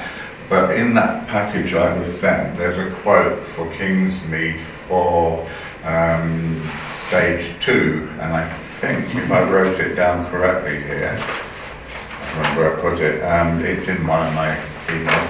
It was for around £74,000. So I can't find any quote that says that it's come down to cover all those stages, but only 38. Can I answer that question? I can answer that right now. The fact remains that the name is the same, Kingsmead, but the fact remains that the person, we received an email, unsolicited, which offered a totally alternative approach, who called themselves Kingsmead. And I... Say again? Kensington, thank you. Was it Kensington? Kensington Homes. Yeah, so that quotation we totally dismissed. There had been no tender submitted. It was one of those fly-by-night emails that came in and said, look, I can do this a whole lot cheaper and a whole lot better, and you'll get a far less risk. Let me in and I'll sort it all out for you. But there was no quote, there was no tender, there was no process other than that single email, and we dismissed it out of hand. Guided to do a proper tender, but obviously didn't. No, that's well, the tenders have been closed It's at not that really point. answered my question. I can't see a tender document from Kingsmead Yes, which you can. covers that amount, because the only one I've got says it's £74,000, and I believe it says that there could be more, because it mentions about something about when option 2 becomes available. You are clear that Kingsmead is the architect, aren't you? Yeah, and that's what I'm referring to now. The only quotation I've got refers to a part quote, and it's for £74,000. 74,000? Yeah, I don't know where that's come from. but I can't find anything. So what is the email? Can you share it? Because I've not seen it. I didn't bring it with me, but I did write it in to you about it. I haven't been opening your emails, Mark, and I've been flooded by them, so I'll be honest with you, I'll be part They of were it. quite important. But anyway, we're not going to get an answer for that. But this is a problem I have with this project, is that as a member of this council, I don't have the full facts in front of me, because I've listed all the quotes, 5 of them. There was confusion of how many there were, and then I sat down and read all the papers again this afternoon, and we have 5 quotes. But none of the figures on the documents that I've been sent today match any of the figures on there tonight. And that's because we've gone confusing. back for clarification on different elements. That's why they. But then we should have a report to point that out. I think that's what Paul was trying to do. But he hasn't. So I'm being told these are the quotations, and they are different. Like, for instance, you know, I won't bore everybody in the room with the whole thing, but one of the companies is called Cllr Construction. So I opened the folder. There are 2 quotes in there for 2 options. Both quotes, same day, 2 different amounts. Not significantly different, but to me it's odd. And then there's the worrying thing about them, because they talk about either replacing the floor in the main hall, which, as you would know, when the cinema wanted it, they were told they couldn't remove it, it had to be covered over and protected, or they could refurbish it. Well, lots of money was spent on refurbishing the dance floor, and it has quite a national reputation, I'm sure the chairman would agree, for being a proper sponge floor. So this whole... They're just options though. No, I know, but their options we're being asked to approve. No, you're not. No, you're not. But we're not getting clear options, that's what I'm saying, because we should be sitting here tonight with the final quotes to decide, and we've not got... You've said you've changed things, but I have no evidence of those changes, and we're being asked to make a decision based on those changes, but I have no evidence that that's been agreed.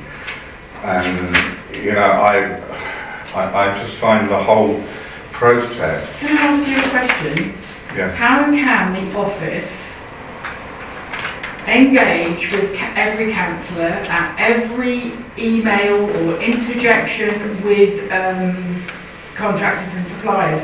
What has happened is a massive amount of information has come in, that has been assembled, it has been disseminated out to the working group, and then the working group has put together the proposal that sits in front of you now. How is that not giving you the information But that it's you not require? gone clear, because as I said, I've sat here with the quotes and they don't match, but I'm only just being told that work happened on it to alter those figures. Whereas if we were, like for instance, one of my bugbears is as a working group, they should have reported to us as a council each month what was going on. That didn't happen. And, you know, it's typical, and it shouldn't be. And then it causes, everybody thinks, because I don't know and I ask, then everybody thinks, oh, he's just being awkward, he's being Councillor Brooks. And it is my job to ensure that this money that is being proposed tonight very clearly says we are going to spend seal money at the bottom of that report, is done correctly. I'm not supposed to just sit here and rubber stamp it. This whole report is like asking us to rubber stamp. Anyway, if I can, I'm not going to read this thing and then I'm going to finish, but I'm going to edit it because a lot of things were... Could I just ask you a question, Councillor Brooks? You obviously have followed brilliant work by Councillor Ainsley and Melanie to get this far. You can see in his charts, and I presume you've accepted the fact that certain bids cannot even be considered because we would be bankrupt. And one of them, I believe, was Clyde Construction. If we went for that, we wouldn't have the money. So we can't do that. I'm not disputing that. That's No, not I'm just an issue. saying, why are you focusing on a bid that we cannot? I'm not focusing And I on cannot. any bid. There are only 2 bids that I can. Have I sat here and focused on any bid? No. You just said about Clyde Construction. That doesn't No, matter. Clark.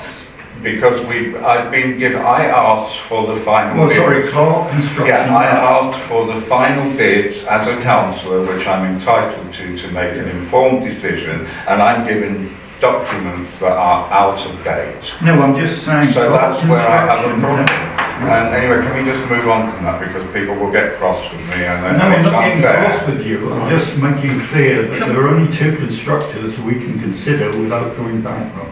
Yeah, I agree. Right. I agree, because I think most of them... And we're not being asked at the moment to actually pick a contractor. I mean, if you look at the... Well, no, you're asking us. us quite clearly there to do it, appointment of contractors, so you contradict yourself. The whole thing is you're Martin, there's asking 3 us above to that. know. There's 1, 2, 3. You're looking, agree the preferred contractor, subject to separate recommendation and authorised progression. Well, let's vote against it. And I you mean, I want really to- have no problem that we don't appoint a contractor now. What is important... This is why I wanted my motion that we weren't doing that part of it. Well, But when I'm we not get to saying it, we let's walk vote against away it. I from mean, the whole. it's- I want my motion because I've picked up on things that have been said, and I'm one of the people who have turned around and said I don't think these people will come back, and I've listened to the chairman, and actually they probably would come back. But my concern is, and I'm going to edit through this, is that we don't have a business plan.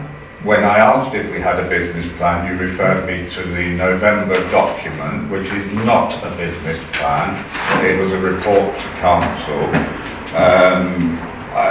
It needs to be looked at and set out in stone. How are we going to pay for the advertising? How are we going to pay for the staff? How are we going to pay for the business rate, which is going to be more than here?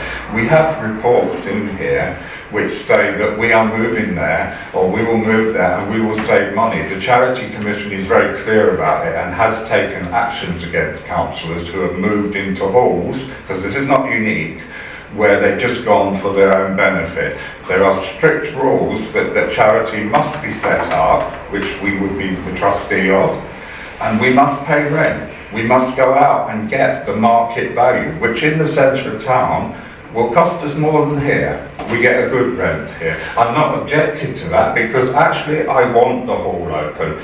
I like the idea of the flats because it can be done, nothing's impossible. It happened to the bank chambers. A charity from Stanford has created 8 flats in the back of Barclays Bank's offices.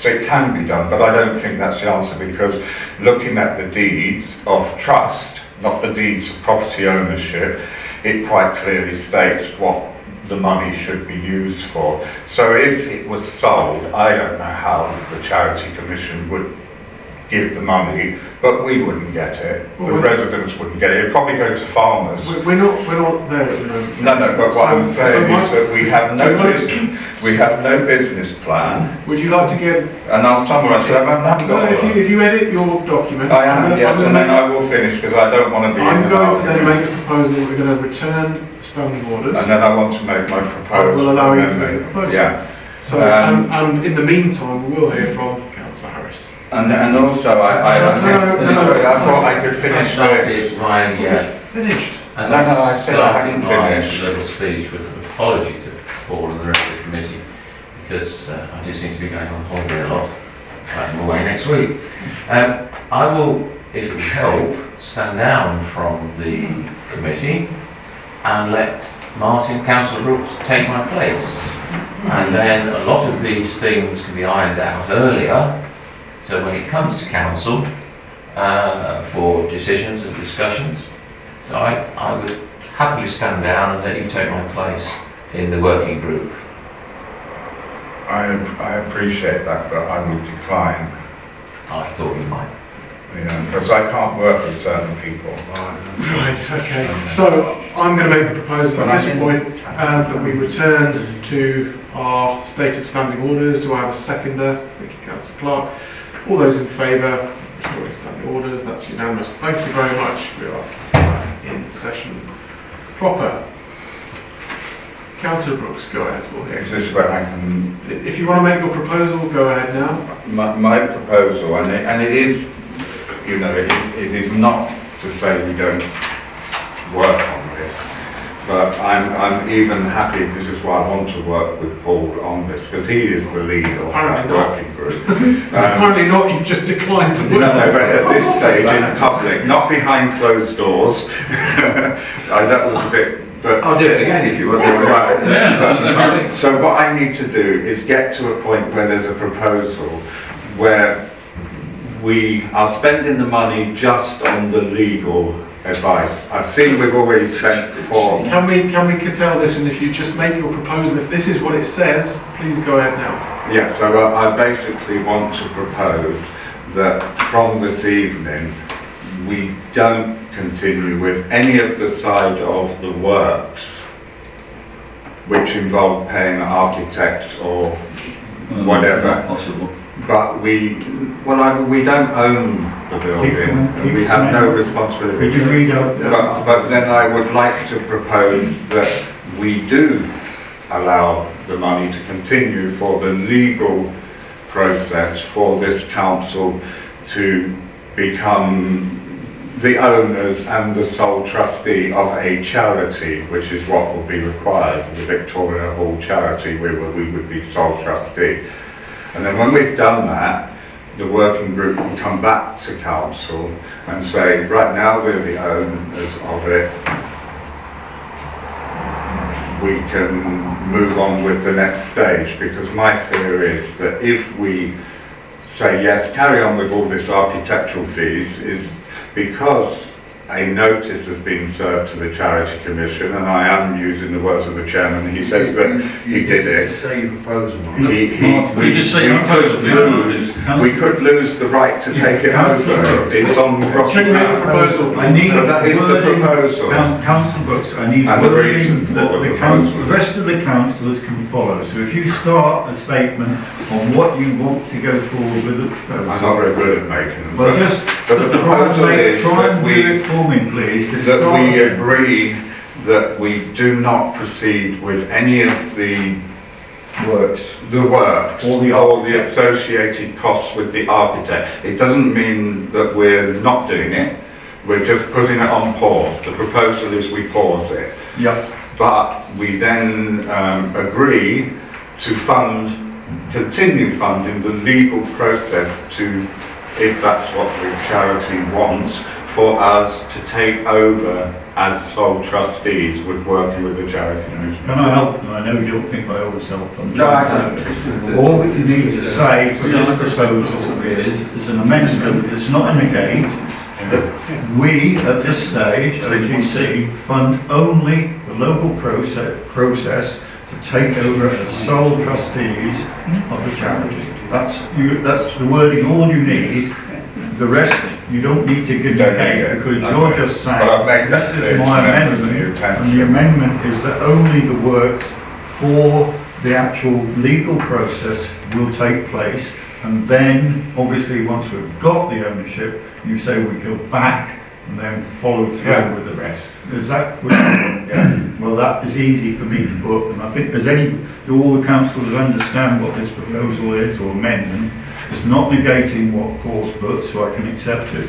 So this is a proposal that the only thing we fund, and I think, Paul, which firm is this with, the legal bit? Yeah, I'd like to just, No, just hold on, Sure. just tell me which one's the legal firm we're using? Anthony Collins. So the only budget we will spend will be on Anthony Collins with the legal process to take over as sole trustees from the people, Do we- Tom and the rest who are using it at the moment. Do we Then have move money in the forward. budget? Because I noticed on Oh, the payments, that- we've already paid them nearly £5,000 this month. We've got the SIL money, and it will 4,600, come from, sorry, yeah. clearly it can come from SIL money because this is part of the project and it's not a problem, so don't worry about that.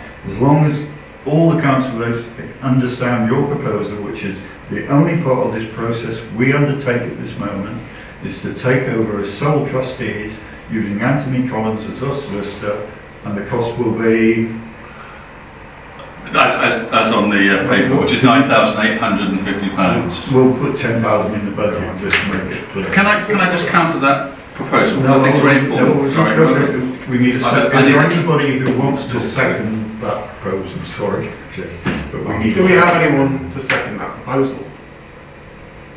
No, so- Okay, so it's. Okay, that's fine, I thought I'd try. Yeah, okay. Councillor Ainsley, would you like to elaborate on? Yeah, I would like to go through these proposals one by one, and then I'll explain them as we go along, and then you can discuss and vote. Councillor, Before we start, can I just ask, something was thrown earlier, Martin said, and I can't remember what it was, that the trustees have put said something to the Charity Commission that may affect things that are going ahead? Yes, good point. What exactly was that all about? I was referring to the fact that the chairman had told me that he had notified the Charity Commission of I think they called it an emergency, is it serious or emergency event?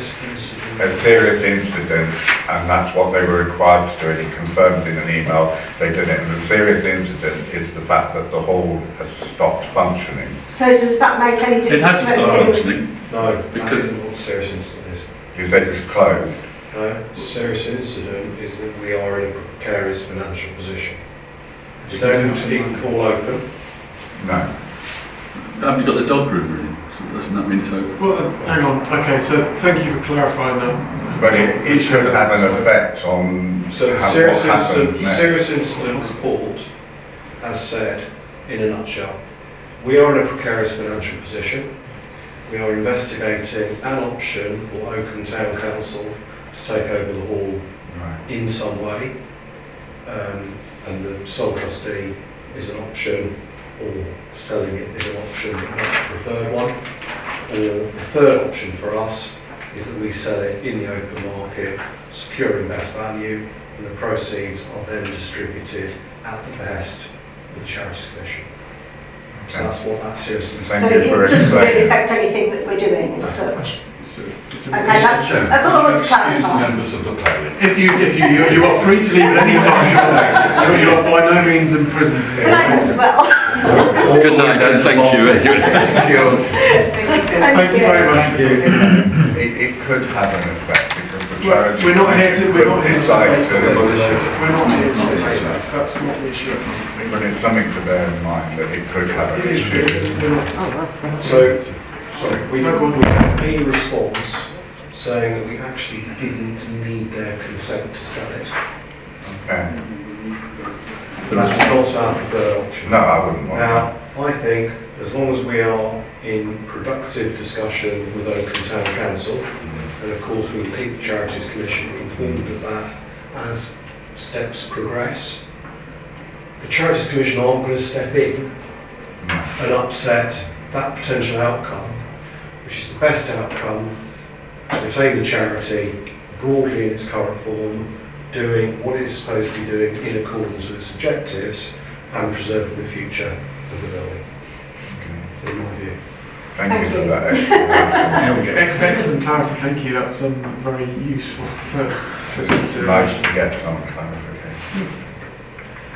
Okay, so let's have then, Councillor Ainsley, your proposals as you would like them considered, please. Yeah, I'd like to consider the first one, which is the scope of works. I think what's essential here is that we recognise that we have quotes that come in for a large amount of work, and then what we're looking to do is to first of all stabilise the fabric of the building, that's phases 1 and 2, and then to look at what we need to do in addition to that, which essentially is build a council chamber and refurbish the toilets both downstairs and upstairs as an essential element of the work. So what proposal 1 is trying to say, and it's not committing us to the work, it's committing us to the approach. It simply says, confirm phases 1 and 2 is essential works requiring approval and progression, endorses P3.5 WC reconfiguration and P3.6 accessible first floor WC as essential elements of the works, approves the phase 3 prioritisation approach, so that's 3A, 3B, and this includes the focus on the council chamber and entrance refurbishments, etc. So what we're saying is that we recognise that the whole project's we're not going to eat the elephant in one big bite, but what we are going to do is to stabilise the fabric of the building. That was, I can slow the slides if you're happy, but that's phase 1 and 2, of the essential structural works. And once the building is stabilised, we'll then also consider doing the WCs because that helps us with the rental opportunities. So what the first one is proposing is that we actually adopt that approach. We're not committing to actually carrying out that work right now, but it gives us a way forward so that we know when we get to looking at contractors and spending large amounts of money on the refurbishment, we know which direction we're taking. To paraphrase, accept the plan. Yeah, the plan is 1 and 2, and then 3A. That's all 3B, as you wish. Just quickly clarify there's no financial commitment in that Not at scope. all. No, it's simply saying this is the way, this is the way ahead. This is the way ahead. This is, we as a council agree that this is the appropriate steps to take. That's really what we're saying. I'm going But to basically, we're not We're not spending the money now. It's literally, we're until we accepting sign the that dotted line. Until we've got number 2 and number 3 sorted out, yeah? So we're Right. accepting that that is the approach that we are going to take. So there's no money being agreed upon or anything committed to at this point. Just we are accepting the plan put forward. So I propose that. So you're taking one at a time? Yes. Yes, absolutely. Oh, yes. I'm happy to second that. Thank you. Okay, that's seconded by Councillor Chairman, can Clark. I ask a question, please? Would it not be better that we just note that? Because if we're not, what are we proposing? Well, no, Because I'm reading- It's been seconded by Councillor But Clark. I'm reading Those this, in but you don't favour give me the opportunity to speak on it. and those against. As always. Good. Okay, that And was what's it carried. voting? No, I don't mind. So if we talk about the second one, which is the legal work to protect the council investment and establish a robust legal framework. Now this is more than just saying, let's make sure we've got ownership, let's make, if I can pop the slide up, if that's okay with everybody. So if we look at step 1, let me just step back so you can just, there you go. So what we're saying, I don't know whether you can see that properly, I do apologise. Yeah, register the builder's ownership of the Land Registry and Charities Commission, that's obviously the legal work that has to be done. And revise the charitable objects. So in the briefing notes there is a suggestion from the trustees of how those objects might look, and that is work that we'd have to do with the trustees and the solicitors to actually agree, and the Charity Commission I guess, to actually agree those objects. So that's work by the solicitors.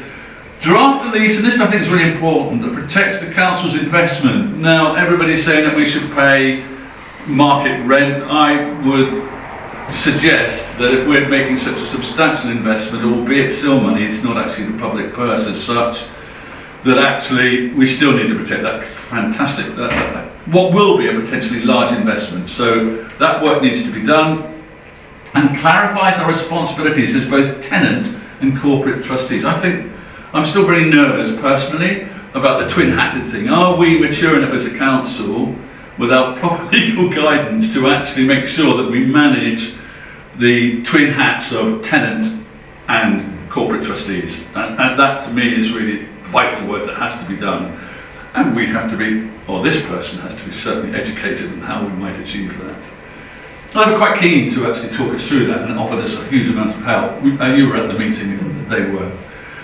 And then going forward, we also need a framework to set out how refurbishment and future capital works will be funded and agree Oakham Town Council's contribution to staffing and utilities. We're not going to hit the ground running, so there is going to be a time when essentially Oakham Town Council are providing additional staff for a couple of days a week and will be paying more than their fair share of utilities. But that has to be managed. It's not something we can just go in and say, yeah, we'll do it for a certain period. It has to be managed. So that's the legal work. It is more than just saying secure the status of the building.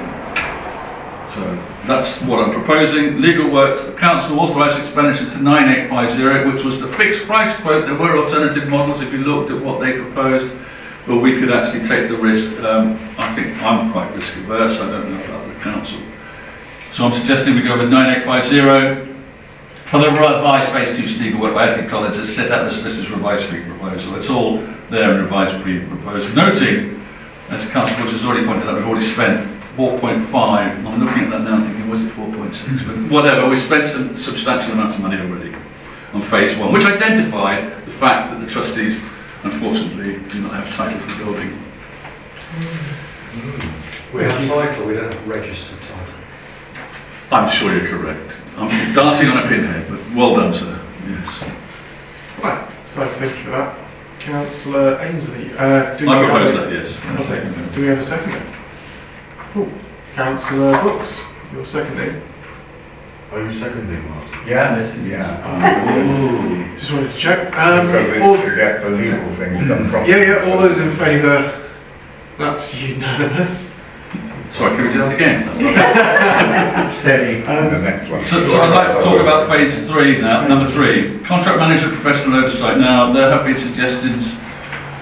We've already spent £800, which is why number 3 it goes 1, 2 and 4. 3 has already been done, which was actually the wonderful, and I have to say, the wonderful specifications that were drafted. A lot of work. I don't think, I think that we, as part of this work, we should ask Kingsmead Design, and this is going to cost us 24k because there is additional sum on top of that. If you look at the quotation, you can see that this was some, I forget the numbers now, I'm going to tell you, 16, something like that, which is actually the policing of the actual work by him and making sure it all occurs. Does that make sense? So once the refurbishment work commences, and if we were to go with the model suggested by Cllr C Nix, that we actually engaged several different contractors for different phases of work and took the most advantageous route, then we would have to take his advice, and he'd say, whoa, yeah, of course. So he would be contract and site manager, essentially? Essentially, he will be overseeing the work, so they will report to him. If you look at the, yes, exactly correct. I hesitate to use the word site manager. I think there will be a site manager, but he'll be overseeing the works, and they will be reporting to him, and he'll be acting as our agent, effectively, to make sure that the work is seen as appropriate. And that's the standard we want. So I personally believe that we should look to invest that 24k additionally, which is actually so that we can, in parallel with the legal work, look to make sure that we are going to get building consent for the proposed refurbishments. That's phase 1 and 2, and the plan that we've outlined. Building regulations, and the last bit, the formal appointment, well, that will happen, and the contractors, once we've agreed, once we've got the fact that we will be moving in, and once we have sorted out what works we're actually going to be doing at the time, and with whom. But essentially, we will be looking for that 24k investment. It does not have to be spent in months, it won't all be spent in months, but we're setting the budget that says that we can progress and get to that stage. So that's my proposal.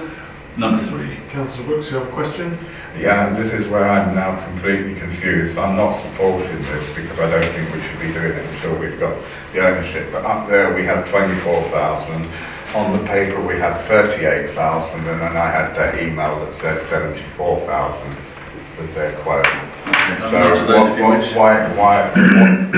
where is the document that says that it's only going to cost us 24 or 38, please?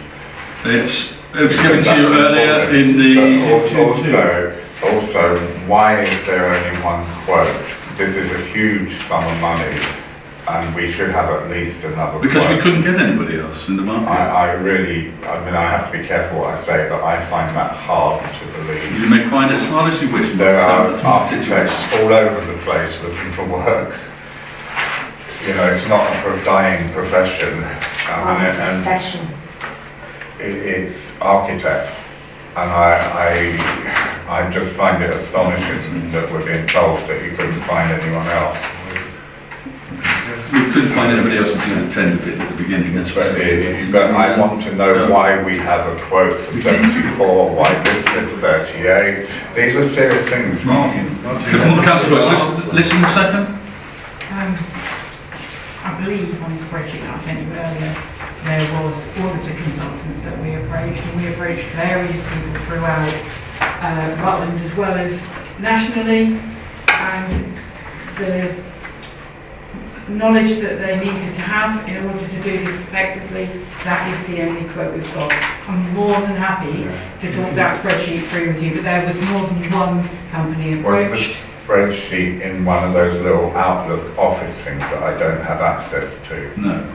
Because I've been clicking on them and it won't let me in them. Well, that sounds like a problem with your computer. No, that's because Melanie found we as councillors, nobody bothered to write. Can I very quickly, Councillor Brooks, point you to what you rubbished was the quotations from November 25, where we had 3 architects in the frame, AJ Mills, Edison's and Kingsmead. And we approached all of those architects, and the only one that could actually do the work was necessary, and certainly when it came to actually preparing the tenders, was the one that was selected. I don't know whether I can't remember. I do know that we approached 3 architects, so the current process. I've never seen that. You missed an awful lot of documents. Yes, I was sent a copy of a front page of a document that I never saw. You had that not so long ago, so I remember sending it to you, the quotations from November 2025. Well, and I actually sent you the but reference. anyway, it doesn't answer my question of why we've got in my mind. I'll answer that Say question now. two different figures, because when we propose this proposal or accept it or reject it, it should have a correct figure in it. So can we get to the point? Yes, I'll do that now for you. Where the Councillor figure Brooks. is I'll do that correct for in the you now, proposal, Councillor please. Brooks. I'll do that for In you the now. meantime, while we're waiting, I'm going to make a proposal of my own, and that is that we agree to extend the meeting to 9 o'clock if necessary. Do I have a seconder? Councillor Clark, you eager beaver, thank you. All those in favour? If necessary. If necessary, of Necessary. course, I'm going to count that as unanimous. Councillor Ainsley, I'm sure you're... I'm sorry, I did vote, I'm sorry. Thank you. I'm not a member of the council, I'm sorry. Fine. Thank you for your contribution. That's all right, and look, I'll say this whether anyone's listening or not. This is tough, what you're taking on. It is. This is going to be a marathon, not a sprint, so good luck to you. I don't have a position either way. I don't want to see the building go down. Rutland County Council is also monitoring what's happening. But I'm very aware, like every one of you is, it's public money. So, yeah, I understand. Are RCC going to put their hands in their pocket? Of course Oh, not. Co-trustee. such naivety from one of such experience. I'm just old, not experienced. You were on the council, you know what it's like. Councillor Ainsley, do you have... Yes, I just want to clarify the position about the numbers, which is concerning Councillor Brooks to the nth degree. What we're saying is here, I had initially assumed we would be going ahead with a full £35,000 for Kingsmead. What has actually transpired is that we're going to look at the 24k as initial expenditure for the work that's going to be done to get the building consent, building regulations, and examine our contractors with a JCT minor works contract. So the figure that should be in there is authorised expenditure 24,000 for the revised Kingsmead Divine for stages 1, 2, but not 4. I think that's correct. So are you altering your proposal? Yes, in the light of Councillor Brooks' numerous statements. So I'm just looking now, actually. So this is going to be 1 and 2, but not 4? I'm just checking. Okay. Sorry.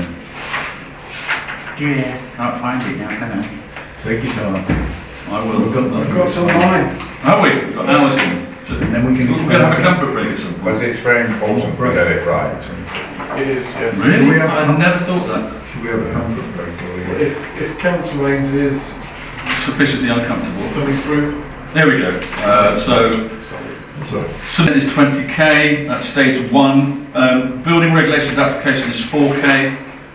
Tender action's already been paid for, and we're actually excluding stage 4, so it's 1 and 2.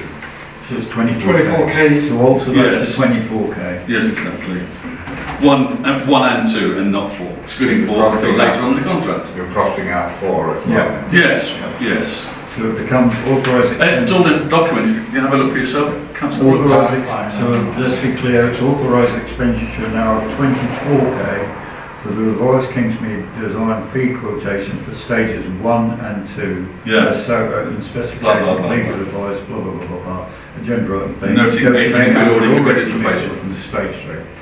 Lovely, that's the Is that proposal. all right, the 800 for stage 3? It's already done. Yes, it's been approved. Okay, right, so that's the new amended It is. proposal. So, do we have a seconder? Councillor Clark was first off the That's draw. fine. No. I just want to go home. Considered, seconded by Councillor Wadsworth. There we go. All those in favour? Against? None. I think you'd like that recorded, Councillor? No. No, that has carried. So Item number 4, Councillor. I think it would be a little premature to appoint a contract at this stage. There's not a lot of discussions to be done. So I'll withdraw number 4 for the time being, and we'll have to bring it back fairly soon, I suspect. Don't have to vote on withdrawing, do we? No. No, he's the proposal. Yes, Can do that. number 5 if you can. Number- Yeah, so clearly we've made some significant steps tonight. Thank you all very much, and we are looking to progress. We need to get the public's opinion. Absolutely. So we initially budgeted for £1,600. We need 5,000 A5 flies, which we're going to distribute. Given the success of our previous UK TOC flyers and how we got so few responses. We might suggest an alternative on that, but essentially we're looking to spend a budget of £1,600 to hold a consultation in Victoria Hall, a public consultation, so that'll be for banners to go around the town and some kind of distribution network. So, and we'd like volunteers to people to attend. No, I don't want to have no problem. Ask a question. Let's go. Could I possibly, would you be amenable to me making an amendment that we include our social media channels? Of course. Sorry, yes. If that's all right, because Yes. Our new social media channels as well as Yes. our new and our existing. Very Yes. exciting ones. Thank you. Did you have any? No. It must have been your hand I saw, Councillor Brooks. So what does it look like now then? That we're going to hold a public consultation with a budget of £1,600. Yeah. And then how, we don't need to detail anything much more than that, do we? We'll do No. Councillor Brooks. What about questionnaire? Well, the questionnaire is available, and we. Sorry, I'm just going to interject there because Councillor Brooks did have a question. He put his hand up, waited patiently, so let's hear from him. Okay. I have a problem with this, not the concept of it, but surely consultation should have been done a year ago. Because I've had opinions, and I don't mention names, but I've had opinions from people saying actually they don't want to have council. So it seems a bit late in the day to be public consultation. But on a positive thing, which includes a bit of a negative, the reason no one saw a leaflet is that the Royal Mail, which I highlighted to people, do not deliver the leaflets unless you have post. None of my friends received the leaflet. I didn't receive it. My neighbours didn't receive it. So it was a total waste of £400 and something. And what I'm offering to the council, because Mr Ainsley knows I'm quite capable of doing it, if the council produces enough leaflets, I will personally deliver them for no charge for the council, and I commit. Is that for the whole of Oakham? Yes, I've done 5,000 houses. I've done the whole of Oakham South twice in elections. That's not the same as Oakham North. No, but it's huge, and I have done in other things as well, the whole of Oakham North. Can we minute that offer? Yeah, it's a genuine offer because it will help me through it's going to happen in the next couple of months, nice weather, it will help me with my getting back to fitness because I've put a lot of weight on since I hurt my leg and don't run anymore. Okay, that's irrelevant, please continue. I know it's irrelevant, but that is a genuine offer that I will deliver the leaflets. Thank you very much. Thank you very much indeed. And I have a trailer on my bike which I can put them in and take them to areas and do it. Lovely. And I will do every house if you get enough. So we get a genuine, hopefully a genuine return to. Very strenuous, but yes, that will be graciously Good, because accepted. last time I did a huge leaflet drop was for those awful Conservative councillors, and I had a pull-along trailer which was quite hard work, but this time I'll have a bicycle trailer. Okay. Can I just briefly say, Councillor Brooks, you're absolutely right, and I've already had words about this. Public consultation before we engage with the contractors and everything is essential because we need to be absolutely certain at the Town Council that they see the figures, which are substantial, and they are willing to back us to do this work. Because yes, we're talking about a 300k project, and there's no way we should go to that unless we have everybody on board. That doesn't mean everybody agreeing, but everybody knows what we're committing and how much we're committing and when. And that is, you're right, it is essential, and I very much thank you for your volunteering to actually deliver the leaflets so we get it to every door, because you're right, that's essential. I will do that. Everybody should have a right to have a say on whether this council spend this money in this way. Yeah. Thank you. Can I very quickly add one addendum which is not necessarily related, is that if the UK top leaflet, UK Town Council cultural leaflets were not delivered by post office, can we approach them, please? Yeah. And say, They'll probably say we deliver to that house and that house. No, I should deliver it to every. we paid for 5,014 and we paid for only 15. We didn't Yeah, pay so- for it. Well, that's good. Anyway, let's Okay, keep sorry. on topic. So then, we've got then the proposal from Councillor Ainsley, which now includes the social media accounts to be used as as another source of information for the public. To be, I'm guessing then we'll deliver that in due course. Would you like to prepare something to be? Oh, I haven't, I've done that already. Yeah. And Can we? that Councillor Brooks No, you is, can't look at it, no. Councillor Brooks is committed to delivering these. Yeah, maybe you keep, because we don't know whether that's an accurate cost of printing. Perhaps we just do. keep that We amount do. the same, just in case there's a We do change. know. Yeah. We remember we had the UK TOC printed, so we know exactly the cost for. Lovely, so, I'm happy to second that. well done Councillor. Well done. All those in favour? In that, That is carried unanimously. Thank you very much. Wow. Thank you, everybody. thank you.